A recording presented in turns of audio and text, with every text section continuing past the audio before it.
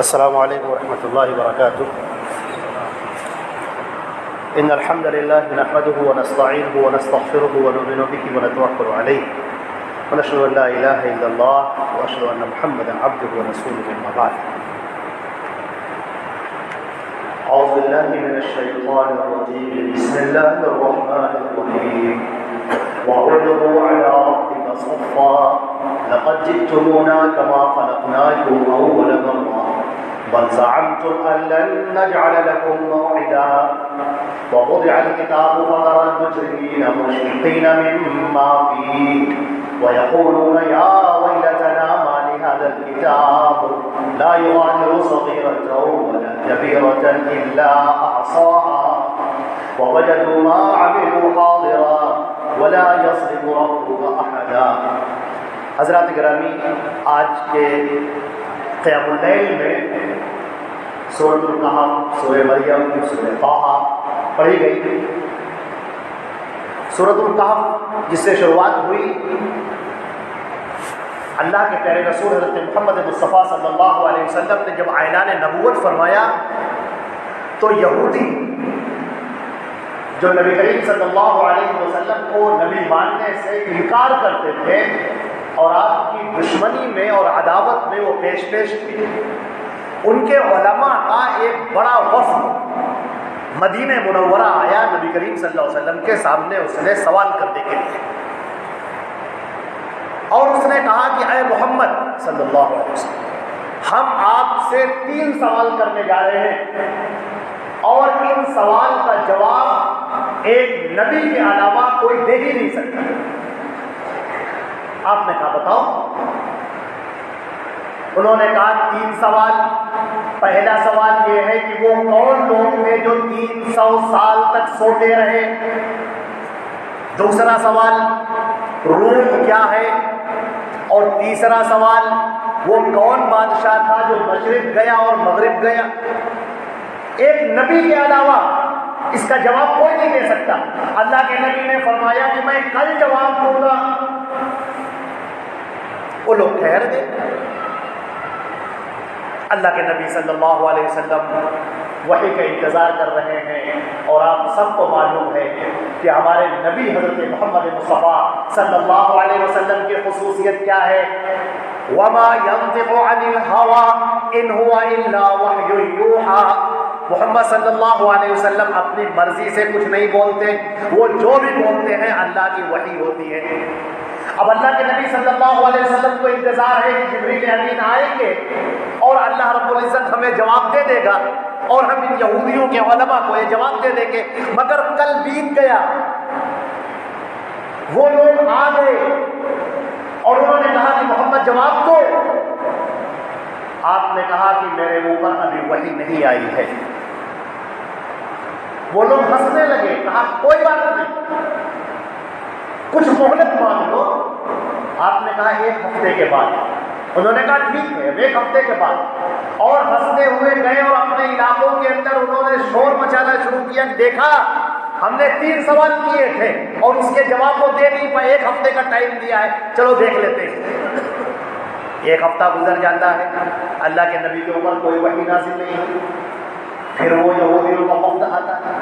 مسلمان بھی پریشان ہیں، اللہ کے نبی صلی اللہ علیہ وسلم کے اوپر اضطراب ہے، پریشانی، کیفیت ہے. 1 ہفتے کے بعد بھی کوئی وحی نہیں آئی. نبی کریم صلی اللہ علیہ وسلم نے کہا کہ جب وحی آئے گی ہم تب جواب دیں گے، ہم اپنی مرضی سے کوئی جواب نہیں دیتے. انہوں نے کہا کہ پوری زندگی بھر تم کو مہلت ہے، کیونکہ ان 3 سوالوں کا جواب ایک نبی کے علاوہ کوئی نہیں دے سکتا.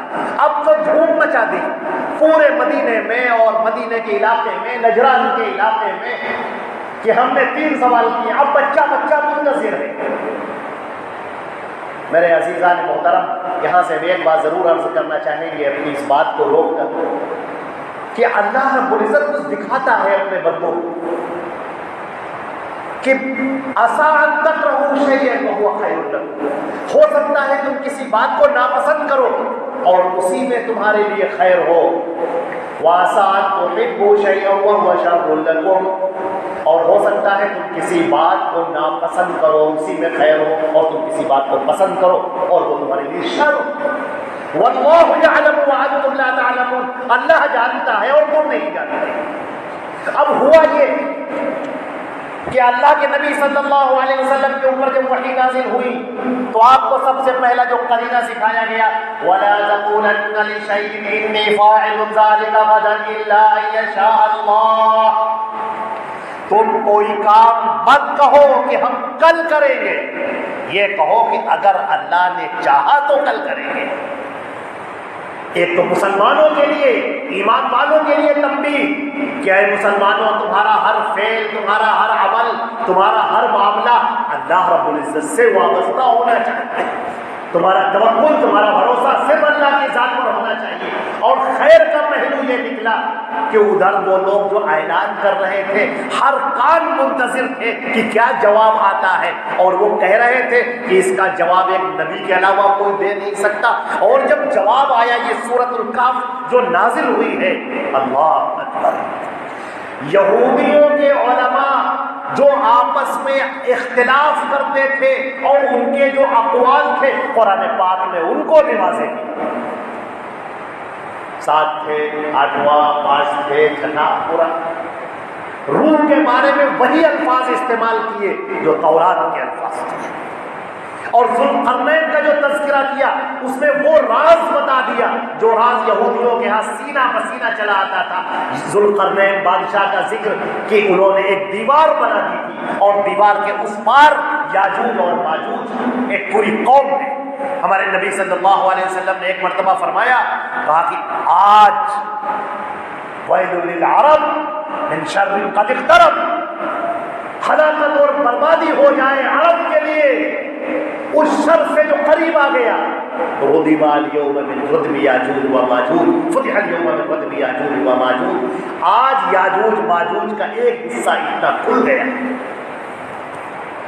بعض لوگ اس حدیث کو بھی بہت غلط طریقے سے پیش کرتے ہیں کہ اہل عرب کے لیے تباہی آئے، اہل عرب کے لیے تباہی اس کے ساتھ میں جوڑ کر ہے کہ آپ نے فرمایا ہے کہ یہ جو تباہی آئے گی اس لیے آئے گی کیونکہ یاجوج ماجوج کا دروازہ کھل گیا ہے اور وہ اب اور چاٹتے جا رہے ہیں اور قریب ہے کہ یاجوج ماجوج آ جائے۔ تو ان 3 سوالوں کا جواب جیسا وہ کہہ رہے تھے کہ ایک نبی کے علاوہ کوئی نہیں دے سکتا، اور ایسا ہی ہوا، اور یہودیوں کی ایک تعداد اس نے اسلام قبول کیا اور اسلام کے دائرے میں داخل ہوئے، اور کچھ ایسے بھی لوگ تھے جو یہ سب جاننے کے باوجود بھی ایمان نہیں لائے، اور قرآن پاک نے ان کے بارے میں کہا ہے یعرفونہ کما یعرفون ابناءہم، اے محمد صلی اللہ علیہ وسلم یہ یہودی آپ کو ایسا پہچانتے ہیں جیسا کہ اپنے بیٹوں کو پہچانتے ہیں۔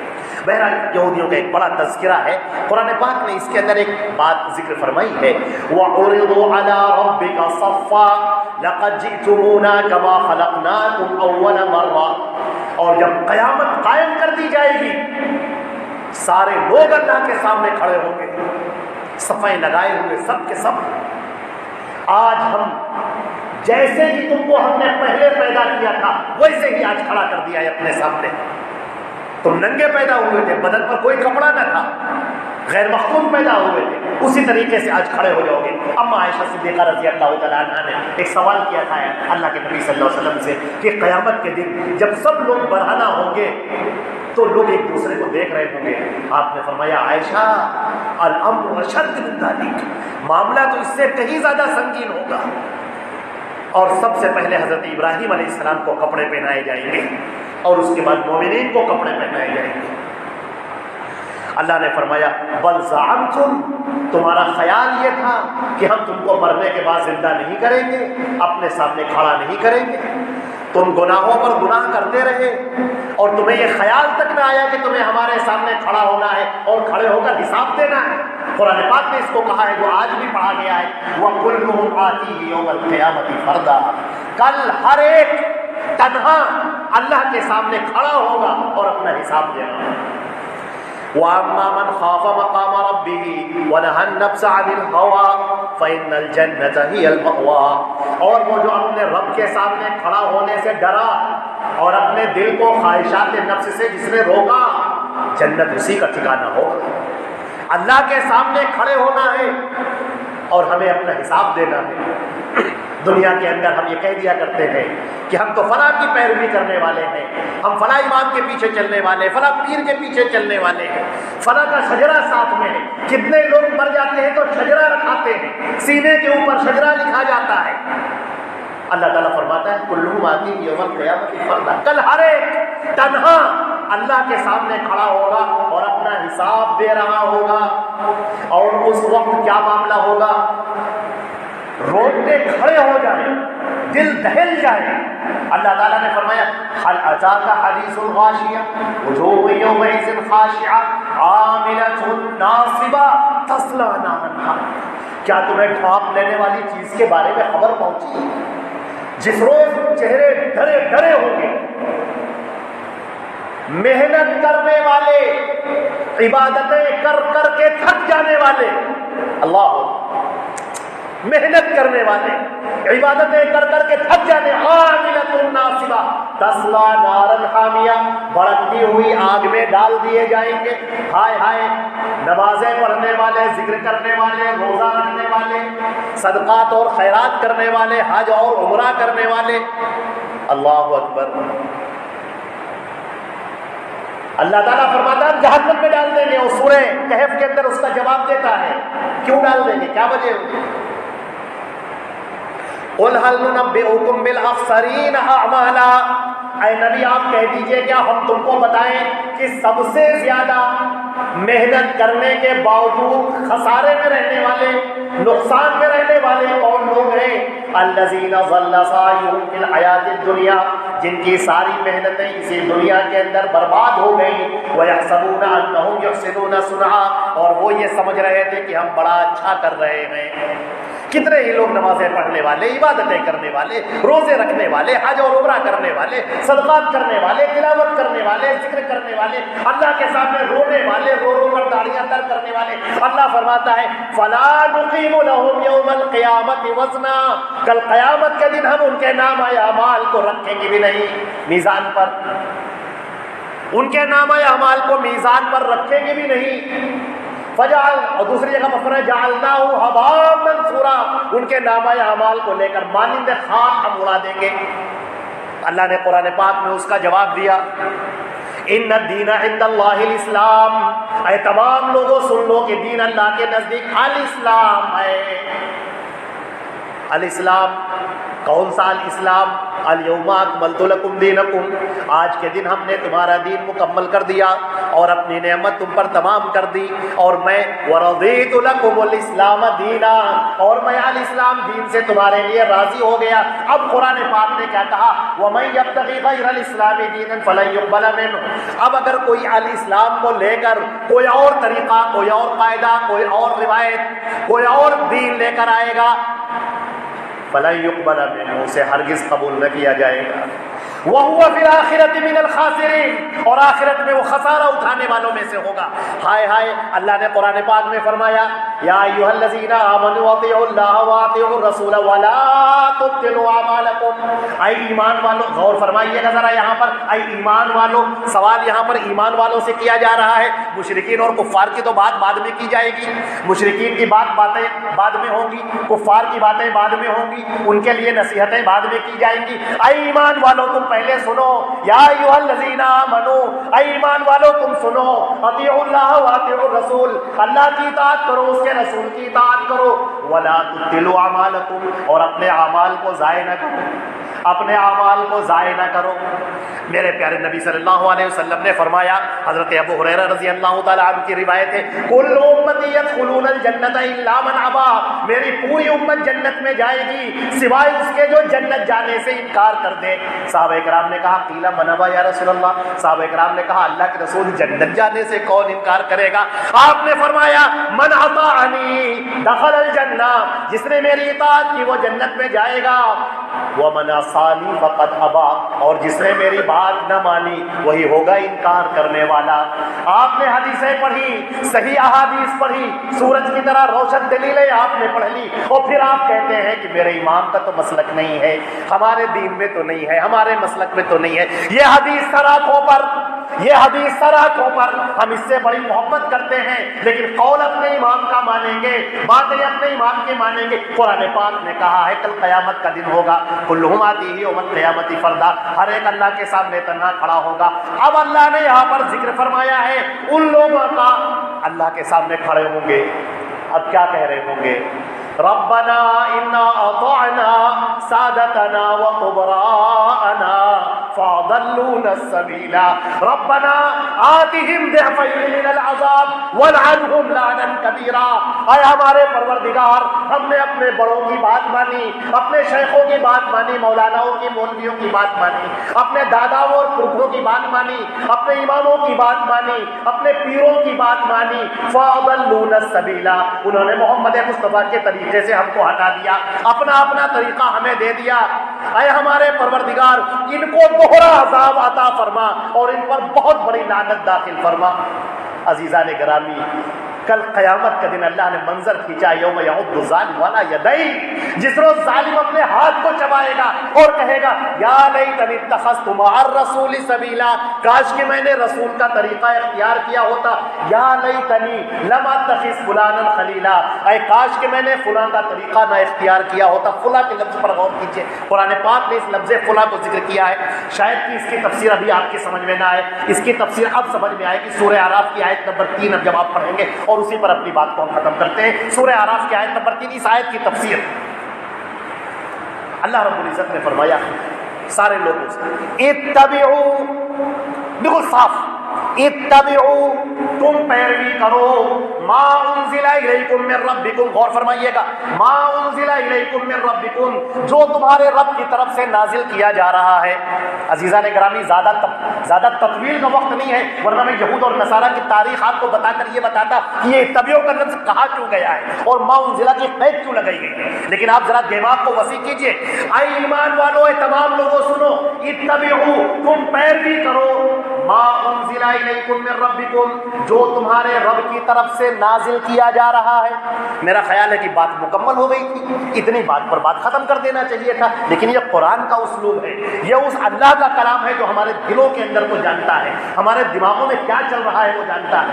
اللہ نے فرمایا اتبعوا ما انزل الیکم من ربکم ولا تتبعوا من دونہ اولیاء، اور اس کو چھوڑ کر جو اللہ کی طرف سے نازل ہوا ہے اپنے اولیاء کی پیروی مت کرو۔ اولیاء جن کو تم محبوب رکھتے ہو، جن کو تم بڑا سمجھتے ہو، جن کو تم نے آنکھوں کا تارا بنا رکھا ہے، جن کی تم پیروی کر رہے ہو، ان کی پیروی مت کرنا۔ اچھا، اتنی بات بھی مکمل ہو گئی تھی؟ نہیں، ابھی بھی مکمل نہیں ہوئی۔ اللہ نے فرمایا قلیلا ما تذکرون، یہی بات تمہاری بہت کم سمجھ میں آتی ہے۔ اللہ کی طرف سے جو نازل ہو رہا ہے اس کی پیروی کرو اور اس کو چھوڑ کر اپنے اولیاء کی پیروی مت کرو، اور یہ بات تمہاری سمجھ میں بہت کم آتی ہے۔ قلیلا ما تذکرون، یہ تم سے نہیں سمجھو گے۔ تم محمد مصطفیٰ کو اپنا رسول تو کہو گے، لیکن ان کی حدیثوں پر عمل کرنے کے لیے تمہارے دل میں حیث بیس ہوگا، مذبذبین بین ذالک، وہ مذبذب ہوں گے، لا الہ الا ولا الہ الا، ان کی سمجھ میں نہیں آئے گا، وہ کہیں گے ہاں اللہ کے رسول کی بات تو صحیح ہے۔ اے اللہ کے بندو، اگر اللہ کے رسول کی بات صحیح ہے تو پھر عمل کیوں نہیں کرتے؟ پھر یہ مسئلہ کہاں سے آ گیا، قول کہاں سے آ گیا، فتویٰ کہاں سے آ گیا؟ اللہ کے نبی کے قول کے خلاف جو بات ہوگی وہ دیوار پر مار دی جائے گی، اور امام شافعی نے کہا ہے کہ کوڑے کے ڈھیر میں ڈال دی جائے گی۔ اللہ تعالیٰ ہم کو رات کو عمل کرنے کی توفیق عطا فرمائے۔ بس آخری بات جو امام بخاری نے باب قائم کیا اور اس کے اوپر انہوں نے ذکر کیا، العلم قبل العمل، تم جو عمل کرنے جا رہے ہو لوگوں ٹھہر جاؤ، اس عمل کرنے، نماز پڑھنے سے پہلے، صدقہ دینے سے پہلے، خیرات دینے سے پہلے، روزہ رکھنے سے پہلے، حج کرنے سے پہلے، عمرہ کرنے سے پہلے تم یہ دیکھ لو کہ تم جو یہ کام کر رہے ہو وہ اللہ کے نبی کے طریقے کے مطابق ہے کہ نہیں۔ اللہ کے نبی فرماتے ہیں صلو کما رأیتمونی اصلی، نماز ویسے پڑھو جیسے مجھے پڑھتے دیکھتے ہو، اور نبی کریم صلی اللہ علیہ وسلم فرماتے خذوا عنی مناسککم، مجھ سے حج کے مسائل سیکھ لو، سوالات ہم سے کر لو، ہو سکتا ہے آئندہ سال میں تم سے نہ ملی، اور یہی ہوا، آئندہ سال وہ نہیں ملے۔ اللہ کے نبی لوگوں کو بار بار بتا رہے ہیں، لیکن ہمارا معاملہ یہ ہے کہ ہمارا دین تو الماریوں میں بند ہو گیا۔ اب ہمارے پاس اتنی موٹی موٹی کتابیں پڑھنے کا ٹائم ہے، لیکن قرآن پاک پڑھنے کا ٹائم نہیں، حدیثیں پڑھنے کا ٹائم نہیں ہے۔ عزیزان محترم، آخری بات، عمل وہی معتبر ہوگا جو اللہ کے ہاں سے اترا ہے محمد مصطفیٰ صلی اللہ علیہ وسلم پر۔ شریعت نازل کی جاتی ہے، شریعت بنائی نہیں جاتی ہے۔ بس میں اپنی بات کی باتوں پر ختم کرتا ہوں۔ اللہ رب العزت ہم کو اور آپ کو عمل کرنے کی توفیق عطا فرمائے۔ وآخر دعوانا الحمدللہ۔